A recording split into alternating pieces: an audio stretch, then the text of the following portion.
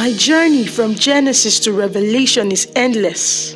The secret of my success on this journey is that I never begin or go alone. The Trinity is always with me. That is why I never return empty. I was taken on a tour through the house of Manoah and Potiphar, the palace of Saul and David, the house of Eli and Zechariah, and then Eden and the wilderness. This time I was to see that for every man who failed and fell, there was another man to prove that succeeding and standing is possible. There is actually no excuse. I have great looks. I am a cute young man. Ladies are naturally attracted to me. I give in to their advances. It's not my fault. I can't help it. I'm just a fine boy. I'm the first child of 5. My parents are late. Taking care of my siblings has been difficult. I could not help but end on the beds of men for money. My parents are not ministers of the gospel, not preachers or pastors. Nobody was there to tell me that I was wrong, show me the right path to follow and the right steps to take. I waited and waited on God. He did not come through for me. He did not speak or give me an answer. I ran out of patience, so I had to do it my way. These are the excuses of many out there. We now live in a world where people give reasons for doing the things they ordinarily should not do, giving excuses for not doing the right things and making a defense for the many wrong things to do. But hey, look what I found.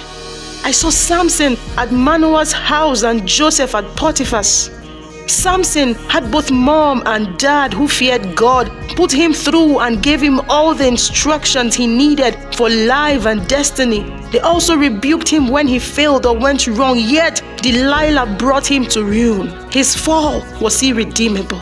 Joseph, on the other hand, had just Jacob, his father. His mother Rachel was late. In fact, he was in a strange land as a slave. Nobody was there to counsel him, yet he did not fall for the advances of Potiphar's wife. At the palace, I saw Saul, who was so intoxicated by position and power. He would not seek God's face or be patient enough to hear from God. As a king, he dabbled into the priestly office and function and incurred the wrath of God. But here comes David. With so much power, fame, and achievement, he would not take a step without waiting on God and seeking his permission. Both were kings. However, David's reign was success-filled than Saul's. The surplus offerings in the house of Eli that made Hophni and Phinehas misbehave could not keep John the Baptist, the son of Zechariah, at home. They were all sons of priests. Hophni and Phinehas were temple boys. They grew around the temple. They were altar servers, yet they wasted and perished. Calamity came upon a nation because of their deeds.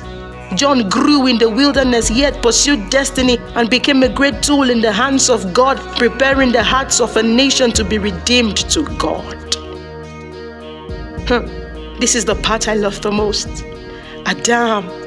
He was placed in a beautiful garden by God and was provided with everything he needed for his sustenance, yet he fell at the slightest temptation of the devil.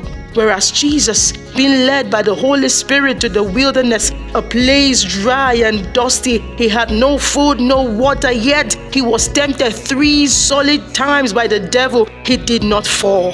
Oh, what the first Adam could not do, the last Adam accomplished. Come on, if Jesus could stand the test and temptation, what stops you? Now tell me, haven't shared with you the discoveries from my tour. Do you still have excuses? Can you not see that it is possible to live above sin, tests, trials, and temptations? Choose to trust God enough. Choose to wait on Him, ignoring all excuses. And on that day, when we shall all stand before God to give account of all that we have done upon the earth, we shall have no excuse.